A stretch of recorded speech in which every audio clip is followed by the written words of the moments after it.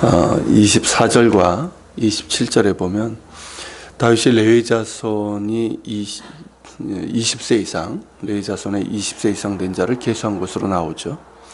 반면에 3절에서는 30세 이상의 레위 사람들을 계수한 것으로 나옵니다. 왜 같은 장에서 이런 차이가 나는 걸까요? 특별한 설명은 없지만 우린 충분히 그 이유를 이제 추측해 볼 수가 있습니다.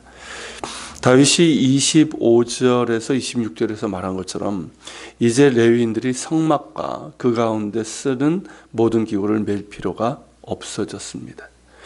그런데 이제 성전 봉사의 일은 어떻습니까? 그 규모가 훨씬 더 커졌기 때문에 이전에 성막이 있을 때보다 훨씬 더 일이 많아진 것이 사실이고, 그런 가닥에 이전보다 더 많은 레위인들이 성전을 섬기는 일을 하게 된 것이죠. 그런 이유로 처음에는 30세 이상의 레위 지파 남자들을 계수했지만 나중에, 그러니까 즉 성전 건축의 준비가 모든 준비가 이제 완료될 즈음 다윗이 유언으로 남겨서 레위 남자 20세 이상으로 계수하도록 그렇게 한 것이죠. 그만큼 많은 레위인들이 필요했다는 것을 의미합니다. 그들이 해야 되는 직무에 대해서는 이제 28절부터 나오는데요. 여기에서는 이제 지난 시간에 본 것처럼 관원과 재판관들의 직무, 그리고 문지기로서의 직무, 악기를 찬송하는 직무, 이게 이제 레위인들의 직무 중에 하나였지만 이런 것들은 생략되어 있고 성전의 일을 살피는 직무에 대해서만 다루고 있습니다. 그 내용을 보면 이제 두 가지 특징이 두드러지는데요. 첫째는 레위인들에게 있어서 성전의 일이란 아론 자손의 제사장들을 보조하는 역할이다라는 것이고, 둘째는 그러한 직무를 감당하는 레위인들의 봉사가 상당히 다양하다. 즉 레위인들의 봉사의 다양성이라고 할 수가 있습니다. 이 봉사의 다양성이란 본문에 나오는 것처럼 성전 건물과 공간을 관리하고 유지하는 역할, 성물을 정결하게 하는 일, 또 성소 안에 비치하는 그 진설병을 만드는 일, 그리고 이제 하루에 2번 곧 아침과 저녁마다 서서 하나님께 감사하며 찬송하고 절기 때에도 하나님을 찬양하는 일들.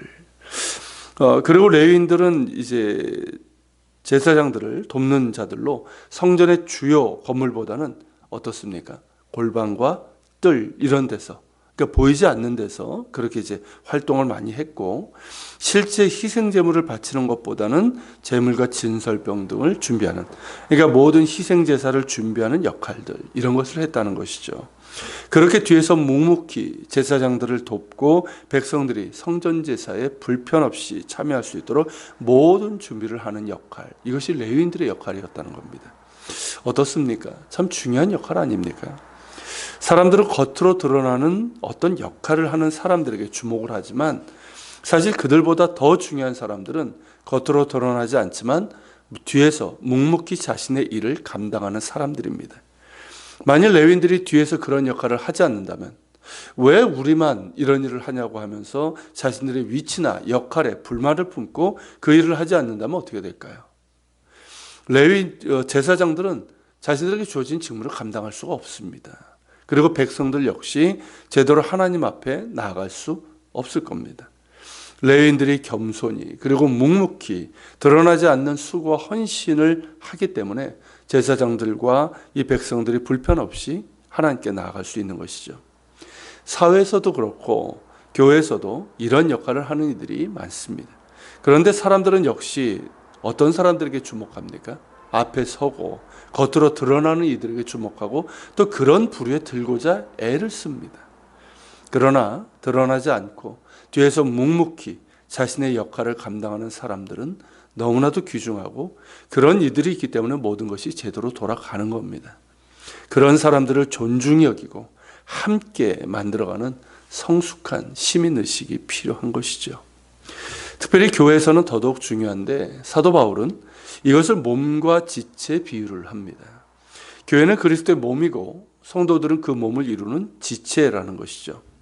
우리의 몸이 그렇듯이 어느 한 지체도 쓸모없거나 무가치하거나 없어도 되는 것은 없습니다. 보이지 않는다 해도 또 겉으로 드러나지 않는다 해도 모든 지체는 중요하고 반드시 있어야 되고 그런 지체들이 있어야 되고 또한 제 기능을 다할 때 건강한 몸이 될 수가 있습니다.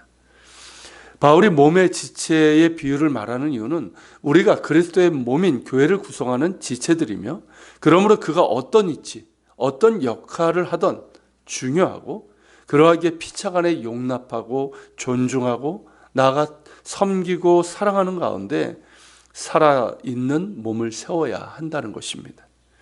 이러한 공동체성과 지체의식을 갖고 있다면 자신이 리더 위치에 있고 겉으로 드러나는 일을 하고 있다 할지라도 자기 의에 빠져서 교만하거나 다른 사람들을 무시하는 어리석음을 행하지 않을 것입니다. 또한 자신이 팔로워의 위치에 있고 그리고 꾸준히 일을 하고 남들이 알아주지 않는 일을 한다 할지라도 그것으로 인해서 불평하거나 서운해하는 일도 없을 것입니다. 그가 어떤 위치에 있고 어떤 일을 하고 있던 우리 모두는 그리스도의 몸의 지체이고 자신의 주어진 위치에서 겸손히 자신을 살필 뿐만 아니라 또한 다른 사람들도 살피는 가운데 그 역할을 성실하게 감당할 수 있게 됩니다. 그럴 때 그리스도의 몸은 건강하고 활력 있고 성령의 하나 되게 하심을 힘써 지켜나가는 공동체가 될 수 있을 것입니다. 우리 모두는 교회의 머리요 또한 주인이신 그리스도의 몸을 이루며 또한 세워가는 지체들입니다. 지체된 우리 모두를 통해서 건강하고 아름답고 하나 되는 교회로 세워질 수 있기를 소망합니다. 같이 기도합시다. 오늘 말씀을 기억하면서 기도할 때 주님, 우리가 레위인들에게 주어진 그 위치와 역할을 보면서 참 겉으로 드러나지 않지만 뒤에서 묵묵히 많은 수고를 하고 있지만 그들이 없다면 제사장들도 또 백성들도 자신의 일을 할 수 없고 하나님께 나아갈 수 없다는 것을 보게 됩니다. 주님, 우리 사회가 또한 교회가 이렇게 뒤에서 묵묵히 수고하는 이들을 존중히 여기고 또 함께 세워가는 그런 모습이 있게 하시고 특별히 교회에서는 하나님 우리가 지체의식, 건강한 공동체성과 지체의식이 있어서 주님 우리가 어떤 위치에 있든 자신에게 주어진 일들을 잘 감당하고 지체된 서로를 존중히 여길 수 있는 가운데 그리스도의 몸인 교회를 세워나갈 수 있도록 도와주시옵소서. 우리 같이 기도하며 주님 앞에 나아갑시다.